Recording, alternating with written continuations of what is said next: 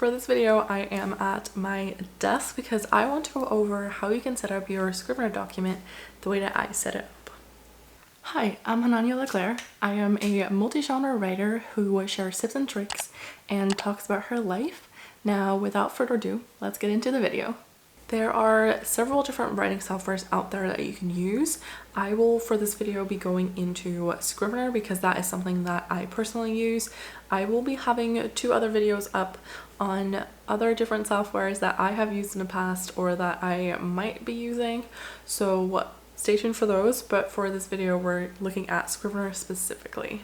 I am on a MacBook, so if you have a Windows, this might be slightly different depending on what you're using, but for me, I'm using a MacBook, so that is what I'm going to show you.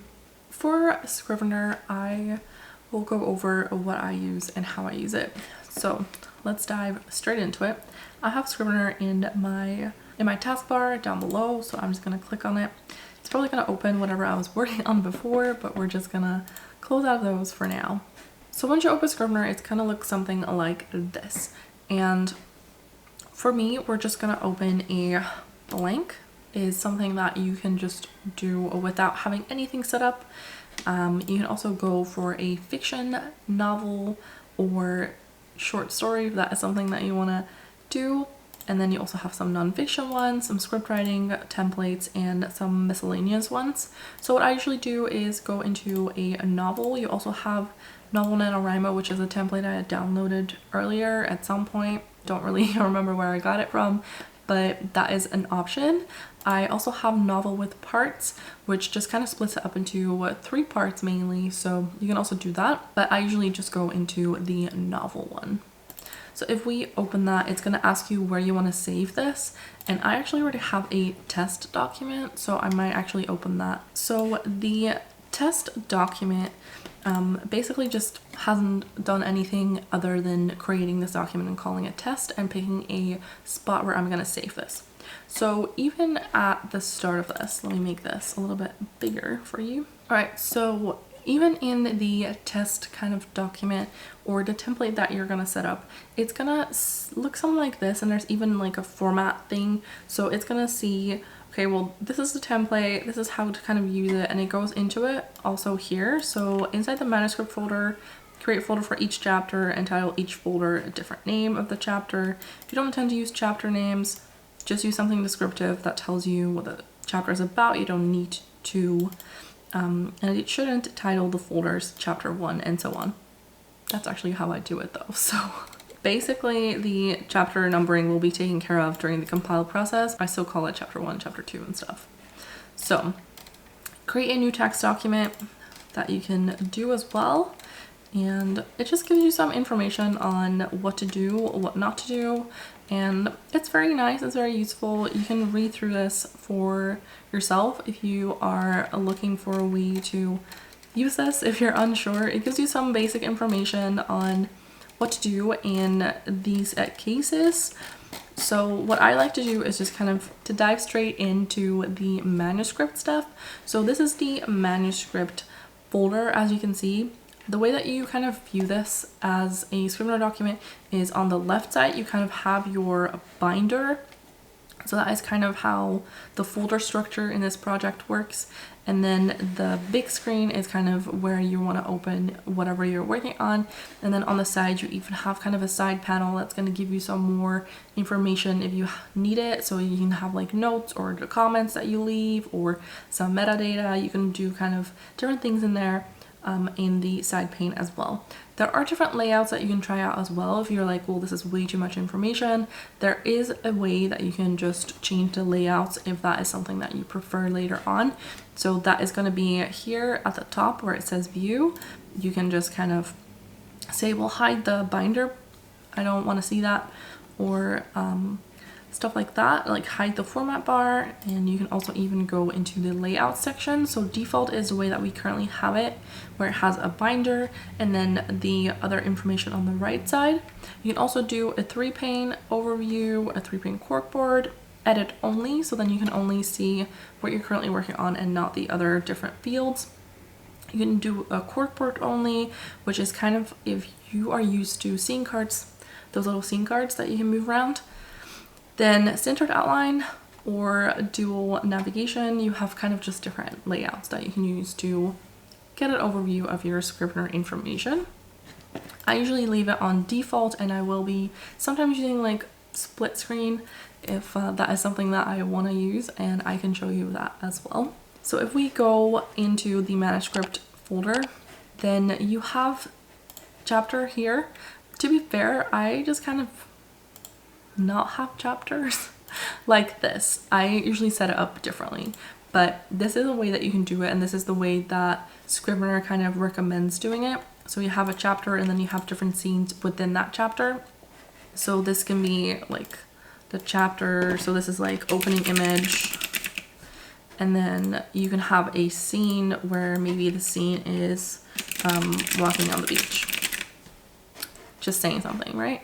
And then you can have another scene where this can be going to the supermarket. Then that can be kind of the different things that you might have in that first chapter. So if I then click back into the opening image, you can see that there's two little items. Those are the two kind of things that we have. These kind of are the scene cards. So if you're familiar with using scene cards kind of physically, then this is what represents that. So if you double click this, you can do some notes. So it's like person A walks with person B along the shore. And then person A goes to the supermarket but leaves person B on the beach. Maybe something like that. That's kind of the notes that you might want to include if you're kind of outlining, or if you're kind of wanting to do a quick summary of what that is about. It also goes into kind of the synopsis side on the right. If you look at the right pane, it goes into the synopsis side of this. That can help you if then you go into the document completely. So if we go through here and we say going to the supermarket, this is the blank kind of page where you're going to write the actual story, and then on the right you can see that we have the synopsis there as well, and you can also just add some notes here. So these are the notes for this scene. Those notes don't show up on the scene card, but you can have that if you have specific things that you want to include, or if there's like, ooh, remind me to do this, or maybe you have some things that you want to remember from the scene once you've written it, and you can kind of just grab it from there in kind of one quick overview. So those are a little bit kind of the scene cards and stuff like that. As you can see also on the side here in your binder, the icons have changed a little bit. So this is currently kind of a vertical scene card, you can call it. And that is because nothing has been actually added to the scene card. It's just the information on the scene card and not anything written for the specific scene. Now for the going to the supermarket, I've just added a little bit of text in here, and you can see that the icon currently is kind of like an A4 paper with text on it. And that is kind of the, hey, you're writing this document kind of icon. There's different icons for different things. You can even change the icon if you wanted to by right mouse click and then going to change icon down here. Now, as I said, there's tons of different icons, so you can do whichever icon you kind of want for your documents.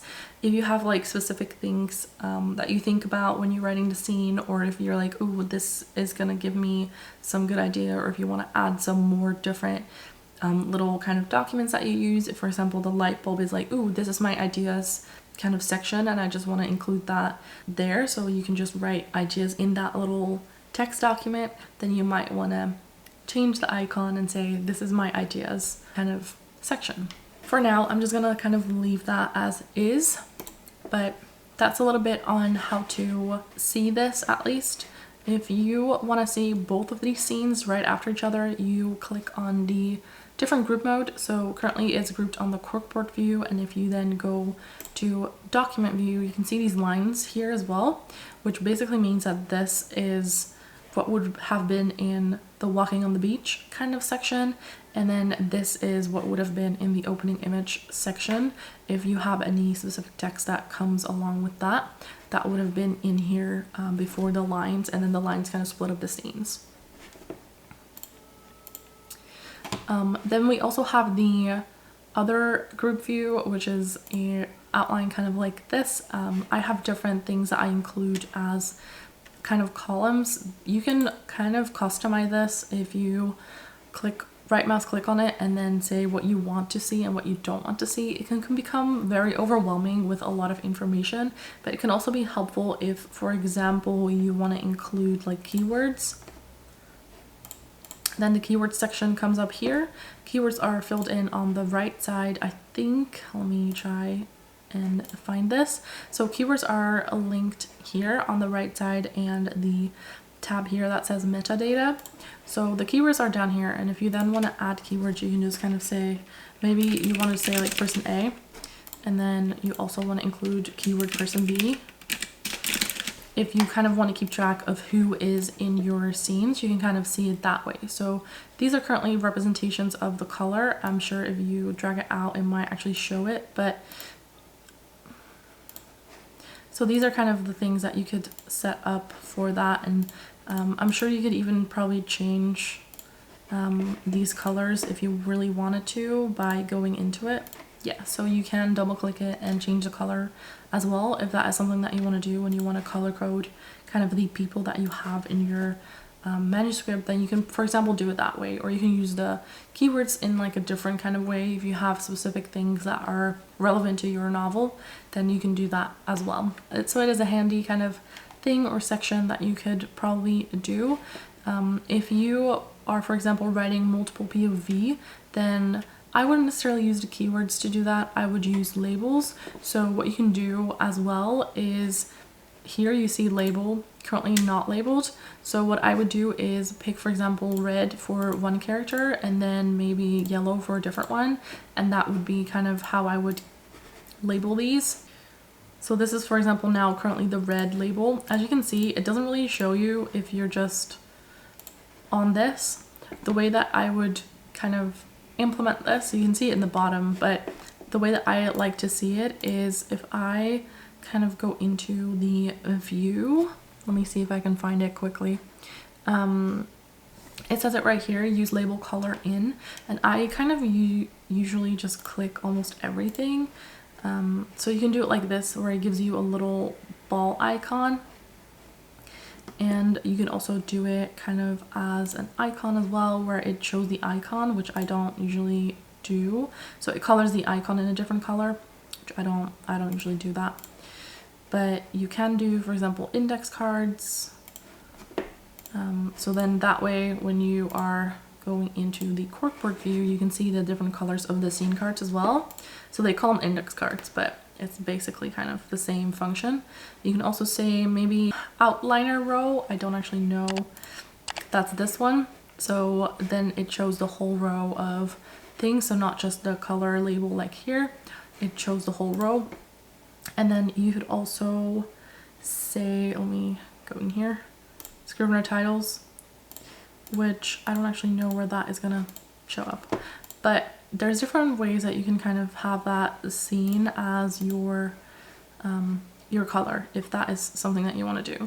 So I am not going to do that for the rows, but I usually like to have it in here as kind of a color as well. So the way that I set it, I basically don't usually use these chapter folders. I just kind of go in and say I want to add a new text document, and then just kind of call this chapter 1.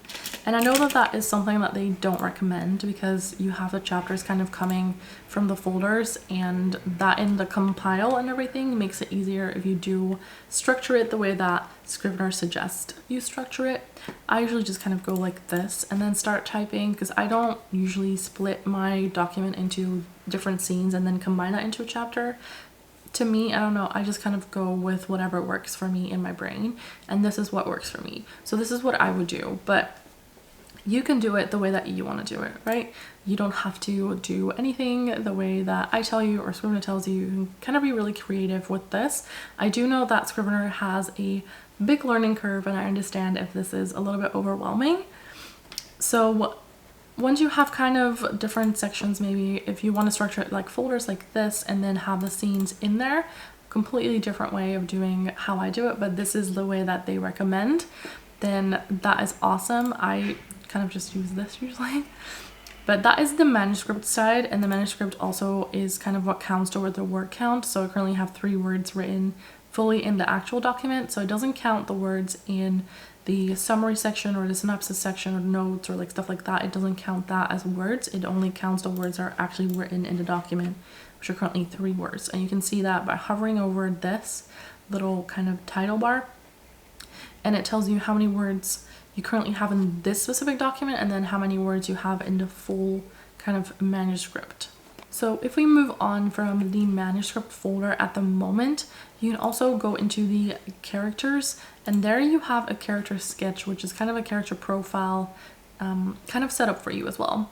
And they basically outline character name, age, location, a role in the story. So who do they kind of represent? Is it the protagonist? Is it the antagonist? Is it the best friend? Is it the father? Is it someone that's relevant to your main character? And then you also have goals, which might be like, oh, this person wants to, I don't know, like win the soccer game or become champion, or wants to like go on this epic journey and deliver something to this other person, or it can kind of be whatever the goal is for your main character, right? And then you can do a physical description, so eye color, hair color, stuff like that. You can do personality, so kind of who they are as a person, if they're loving, not so loving maybe, just kind of whatever you can think of you can add here. Occupations, and then habits and mannerisms, background, internal conflict, external conflict, and then some other notes that you might have. So this is kind of a quick overview of the characters in your story, and they do kind of the same for locations. So we have places as a separate kind of folder as well, where you have a setting sketch, and it kind of does the same thing, where it kind of gives you an overview. Okay, what is the name of this location? So it can be, for example, the high school, and then you could say, where is this location? And then you can say in this specific town. And then the role in the story is, for example, that the main character spends a lot of time there. Then related to the characters, they go to high school there, for example, like stuff like that. And you can do kind of a lot of different things here to kind of start creating the world and the settings that you're gonna have your story take place in. Then for the other stuff that is kind of here, I usually don't really go into this as much when I'm drafting, just because this is kind of set up for when you're done drafting and you want to compile it into kind of a book format, and you want to format your book a little bit. So that is what the front matter and like all of that comes after it is there. I usually just kind of collapse it so that I don't have to see all the different little things, and just leave it there. I don't usually mess around with it at the moment. You can mess around with it once you have written your book and you kind of want to compile it into something nice looking, but at the moment I don't usually do anything with it. Then the notes are kind of maybe like things to remember. So I already wrote down some extra notes on the project I'm working on. Things I don't want to forget are in here. So here you can just create a different text folder or text document, or even a different folder if you have multiple kind of sections of notes. You can do that as well. And there's also new from template, which is the character sketch and the setting sketch. You can add multiple templates if you have like additional templates that you want to create. You can do that. And I'm sure there's different types of videos on really how-tos for Scrivener somewhere in YouTube. I don't really have those at the moment. If you have specific questions about Scrivener, leave them down below and I'll try to get to them. So that is a little bit on how to do that. There's even a research section, which I sometimes use to store different things. So you can even kind of store websites. So you can store kind of the link to a website, and that will then populate into Scrivener. So I have currently just quickly done my my website in here to show you what it kind of looks like. And this is kind of my website. You can even click on it and it will open it in your browser. So that is a little bit on that as well. But if you have, for example, specific information that you want to include and it's on a web page, you can do it like that. And then here you see the templates folder where we have the character sketch and the setting sketch. And then you also have a trash, which is where you can just throw anything that you don't want anymore, goes in there. So that is a little bit of like a super quick overview on how to use Scrivener or how it's there. You can also set word count goals for like daily stuff or document stuff if that is something that you want to do. So if you go to the top and you go to project, which is one of the option menus at the top of your computer, and you then go to show project targets, it will pop up a little window like this. And currently you can see that I have no manuscript target, and I also don't have a session target. So the session can basically be what I want to write today. And then you can have it reset either every middle of the night, but if for example you're a night writer and you want it to reset in the morning when you're not working on it, you can also change the time where it's going to reset. Or even if you want your targets for the specific session to reset once you close the document, you can also do that. So for example, if you have set your goal and you want to kind of see and say, I want to write 1,000 words a day, then you could set this for 1,000 words, and then even go into options and say, okay, well, I want this to show overruns so I can see that as well. You can even set a deadline if you have that. And the session target for me resets each day at 1 a.m. You can also pick on project close or on next day opened or never if you don't want to set something like that. You can even include writing days if that is something that you want to include. So there's different things that you could do for the targets. So if I say like 1,000 words, then this bar is gonna keep going as I start writing. So you can like move this around somewhere else if that's what you want to do. And then we're just gonna type a little bit here.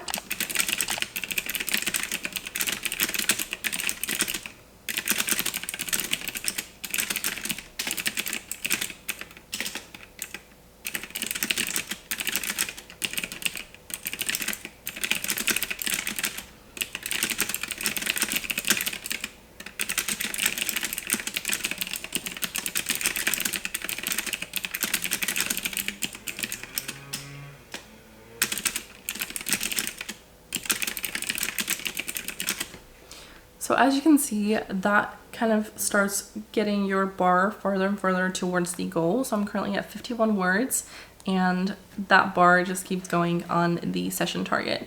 Now the session target updates even if I start typing in a different kind of document as well. So this is another example.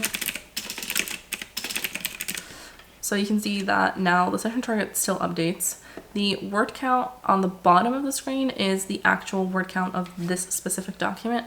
And then I can also show you the hover over of the title kind of thing up here. If I do this, then you can also see that the current word count of my document is 57, and then I am at 57 of 1,000 words. So that is my word count goal as well. So I think that's a little bit it on Scrivener, to be honest. Let me grab one of the documents that I have here as well that I can show you. So this is my current work in progress, which is my my book 1 princess series draft 4 is what I called it. But basically I have like little to-dos with a different kind of icon at the top. I have information for book 2 and book 3 if I have certain information that I want to include in those. I have the manuscript, which I have tons of different little documents in here. I have a timeline that I've used, so my timeline is kind of looking like this, but if I do it in a corkboard view, that's kind of how I have set it up. I know it's kind of messy the way that it is set up, but it is going to show you kind of the scene cards here, and that is kind of what I did. That's how I set it up. So here you can see kind of different information. This timeline is not correct by any means, but this is kind of how I had set it up with different kind of categories. So they have labels, as you can see. These are the colors of the labels, basically because that is who I kind of assigned to these timelines. So this, for example, would have been Amelia's timeline, and then the other ones are other timelines, and that I just kind of did it in order, and that's how I set it up. Like I said, it's not really a guaranteed kind of way of doing this, but that's how I set this up specifically to kind of create a sort of timeline in here. So kind of you can create different things, and you can really do your own thing with Scrivener if you kind of just play around with it. I know it's hard and it's a steep learning curve for these things, but I find it worth it. So I have some other kind of just random dress ideas, hair ideas, book titles, like stuff like that. And I use the color scheme at the moment to say, okay, well, this is what I've cut, this is what I've currently already sort of edited, and then the yellow is kind of what I still want to get to. So as you can see, I literally call it chapter 7, chapter 8, chapter 9, and then some of them are like more specific. So this is like Elijah's letter, Amelia letter, scene with Max that I have to figure out where to put it. So those are kind of like little overviews, and then I have bonus material ideas as well, and then I have some stuff that I've researched, so like English language, the time period research, like different stuff that I have thrown in here as well. I don't tend to use the characters as much. You can see I don't really have a lot here. There's character sketches, but they're empty. I did do Amelia, but didn't even get that far. So I don't really use them a lot. But that is kind of how I use it for this specific project. If I open a different project, just to show you, Project Sky is a good example as well, because Project Sky has a lot of different colors, like you can see, and I have it kind of like this, where I can see the word count per section as well to kind of know how big they are. But yeah, that's kind of a different way as well to show you. Whereas with this, I didn't do chapter 1, chapter 2, chapter 3. I really based it off of, okay, this is the kind of scene that I want to write from this person's perspective. And then I will have to puzzle it out with the actual scene and chapters later. But that's kind of what I have here, and as you can see here as well, I have a different folder that is called Lyrics of Songs, because I have different song ideas for this book as well, because my main characters are musicians, so I kind of want to have that as well in the book maybe. So I have some ideas for that. And then for the research part here, I have different like in-ear monitors, which was a webpage that I found, and I kind of wanted to kind of see what they would look like and how they would, you know, kind of work. So I researched that a little bit and put that website here as well. I also have a map of the United States in here just so I can reference the states as well, and just some other stuff here as well. Don't want to spoil too much, so I might be covering up parts of these screens just so that you guys don't see a lot of it. But that's basically kind of what I have. And the last one I can show you is my idea shelf, which is another document that I have, which just has a bunch of different folders of the ideas that I have, and then some outlines and stuff. So this is currently where my vampire story lives. This is the story that I'm planning on writing with this series and all of that. So as you can see, I do have some random scene idea parts here already, and like some random stuff here as well. Then I have kind of an outline-ish, and then I have documents where I'm probably going to start writing, but I will probably set up a different kind of document once I actually start writing it.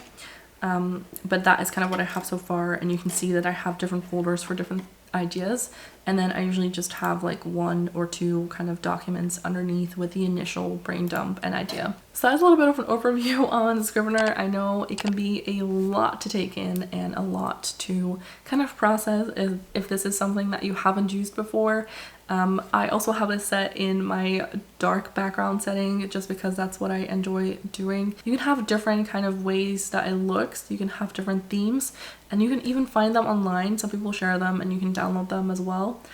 If you're looking for a specific template for how your Scrivener document is set up, there's also plenty online. I'm sure you could find some if you just do a quick search, but this is kind of what I use. I don't really use much of a template. I just kind of go whatever feels comfortable with me, but I do tend to use the color labels and just kind of do what feels good for that specific project. I just kind of like having it all in one place and not having to open different documents for different scenes or different chapters. I like to be able to just click on different things. One of the things I actually forgot to show you is how to use kind of a dual thing. So let me just jump into it real quick and show you. So some of the things that you can do as well if you want to have kind of 2 different things open. So there's this little tiny button that I've used plenty of times where I have on one side one of the scenes or maybe even the research that I've done, and then on the other side my actual document. So as you can see, these are currently the same one where it's walking on the beach. If you select one, it kind of highlights what you're in. If you then click on one of the other documents in your binder, it will put that one there. So now I have both of these right next to each other, and I can kind of just see maybe if you're wanting to reference the keywords or if you're wanting to reference kind of the synopsis, you can kind of see that as well, where it just kind of gives you an overview. So that is a neat little trick to have both of them in there. And there's so many different functions on Scrivener, to be honest. Like, there's gonna be plenty more to figure out if you are looking for that sort of thing. I probably use like a tiny bit of Scrivener, and it's probably much more that we could dive into, but this is kind of the very quick overview on how I use Scrivener and how you can set it up the way that I usually set it up.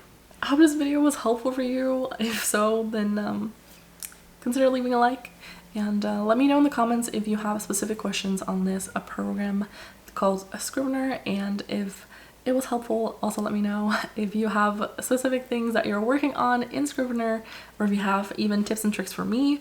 Let me know down below and I will make sure to check those out. Thank you for watching and hope to see you in the next video.